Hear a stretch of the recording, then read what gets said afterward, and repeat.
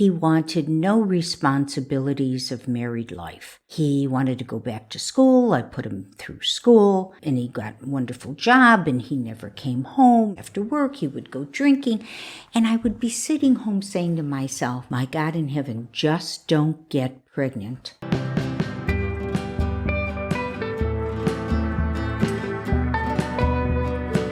Hello, everyone, and welcome to Silver and Sensational. It is the I, Lois, as in Lois Mills, welcoming you to yet another episode and hoping that you will find today's to be very interesting or at least enlightening on some level. I've talked to you before about my marriages and significant relationships, but I don't think I've ever spoken about why I never had children. So not only did I never have children, I've never even been pregnant. So I'm not sure even what that feels like. Actually, I don't know what that feels like. Let me start at the beginning. So I was a little girl, being, 7, 8 years old, sitting on the stoop. Now, the stoop was a stair in front of a house in a neighborhood that had alleys and not driveways. Stoop, kids afraid to leave his stoop. Stoop, kids afraid to leave his stoop. So it was a real neighborhood that I grew up in. And I looked around and I said, I'm not going to live like this. I really don't want to live like this. I want to live like Doris Day in that touch of mink with Rock Hudson. She had beautiful clothes. She lived in a beautiful apartment. She had this fabulous career. And that's kind of what I saw for myself. And then I grew up and I got married. And at the time, the Vietnam War was going on. So a lot of people that were getting married all at the same time I was doing it, they were also getting pregnant because the ultimate deferment was to be married with child. And those were the very, very, very last people to be called up into service.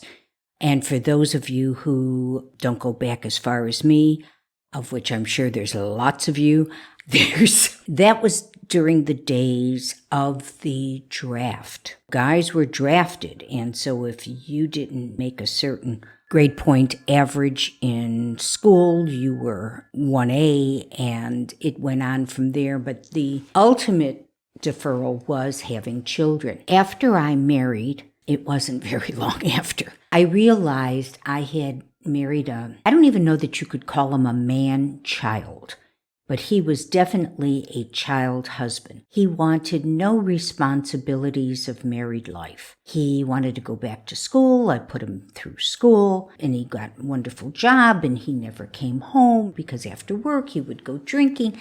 And I would be sitting home saying to myself, my God in heaven, just don't get pregnant. You will be stuck for the rest of your life. And I didn't see this marriage having any longevity. So in that regard, I was very astute because it didn't.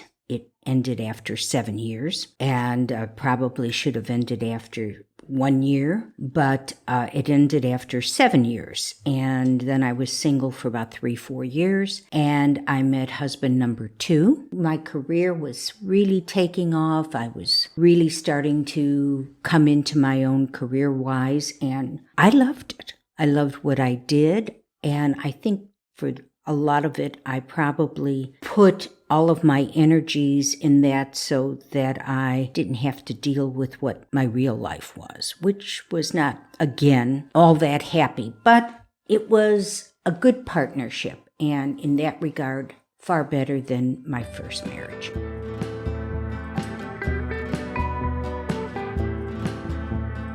I think it was about the time I was turning 35. And again, back in the day, that was like the ultimate tick-tock, your biological clock is working and it's going to be ending soon. So I realized, now is the time I have to make a decision. I have to know either I'm going to have a child or I'm not going to have a child. I don't have a whole lot more number of years to conceive if I do choose to have a child. So I had this discussion with my second husband, and I was wife number 3. And so when I talked to him about the possibility of our having a child, I can give you the quote because it just really set me back. He said, quote, "I would never refuse someone wanting to have their own children, but I already have 2 families." Oh, hell no! I have to tell you, I was pretty speechless. And as I started to think about what he said, I thought, well, my God, if I choose to get pregnant, my kid is going to be like the caboose in this long line of cars he calls his previous families. Do I really want to have a child with a man that was less than enthusiastic? And the answer was no. And so again, I decided, maybe this isn't something that I'm supposed to be doing. I always believe in signs. This was a sign. Then life went on and I got divorced, and I was single now again for a number of years. And at the age of 49, I saw Diane Keaton, who was my contemporary. She adopted 2 children. I don't think they were babies, but they were very young, 1, 2 years old, something like that. And I thought, I still have time. If she could adopt, why couldn't I adopt? Maybe it is time for me to have a child, and, I'll adopt. So I was talking to my brother and I said, I'm thinking about this because I'll have no one. I will be old and I won't have any children to take care of me. And I recall his looking at me in astonishment, like, are you really saying this? Because he said, now, what makes you think that there's any guarantee that your kids are going to take care of you? And you know what? I realized, well, of course he's right. There is no guarantee. And although I know many, many people who have taken beautiful care of their parents, there are a lot of people who don't. And so I decided, worrying and being afraid of being alone was as bad a reason to have a child as wanting a deferment from the Vietnam War or any other selfish reason you may have, because I don't really think that this is reason enough. I can also share with you that about the age of 35, between 35 and 40, I began to really become aware of the fact that I had an abusive mother. Now, please let's not scream and yell. Nobody wants to believe that their mother doesn't love them or their mother is abusive, but I really didn't know. I'm almost ashamed to say it, but I really didn't know till I hit around 40 years old. And the more my eyes opened up to what she was like and what I would have to assume her mother was like, I thought, maybe it's best to stop the craziness, and it just might be best for me not to have children. So I poured all of my maternal instincts into fur babies, and it's been fulfilling, but unfortunately they pass away before we do, and it's pretty devastating. But having said that, I get to the point of today where people want to know, do I have any regrets about my decision? And I can honestly say I have no regrets, because I really believe I had the life that that little girl on the stoop visualized, and that in fact, had I had a child, it really would have been because of society. Because I recall being in my 20s, with everybody getting pregnant, being at a wedding and a cousin saying, "Is there a bun in your oven?" And I'm, "What? No." "Well, what's wrong with you?" So it was,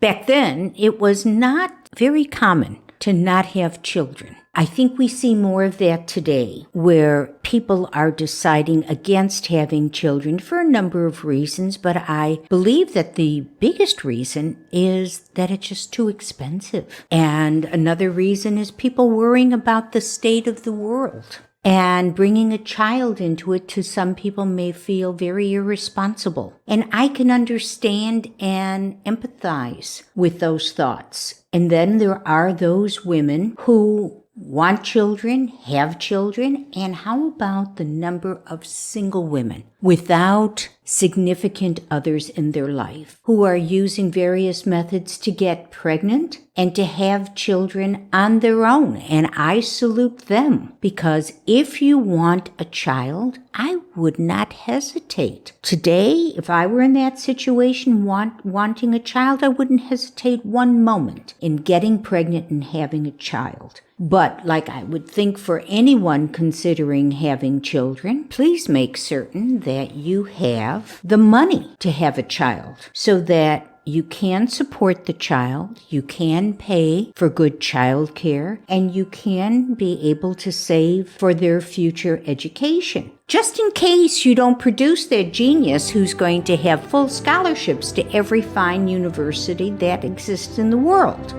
So I think, like I'd have to say last week's episode on trad marriages, that again, I say it's an individual choice. I believe that's something every woman should consider for themselves and make that decision for yourself. And if you're in a situation like I was with my second husband, where if I really, really wanted a child, I believe that his response would have deterred me, and then I would have given up something I really wanted because of what somebody else didn't want. So I put that out there to you. I will wrap it all up by saying, ladies and gentlemen, if you so desire having children, this is your decision. It's one that I believe you should make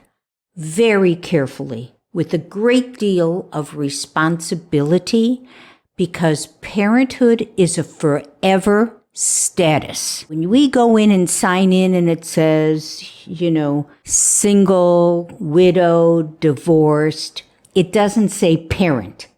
It's just there forever. So keep that in mind and be completely prepared to give that child all the love and devotion for all the years that they need you. I believe that you'll all be happy knowing that you've done what it is you really want to do. So on that note, I say thank you so much for tuning in. I really want you to start following my blog, which you can get the link right down in the description box.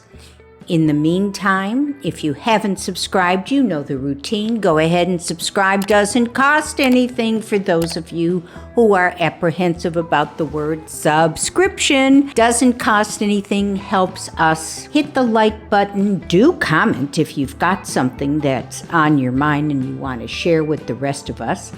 And you'll share, hopefully, with your friends.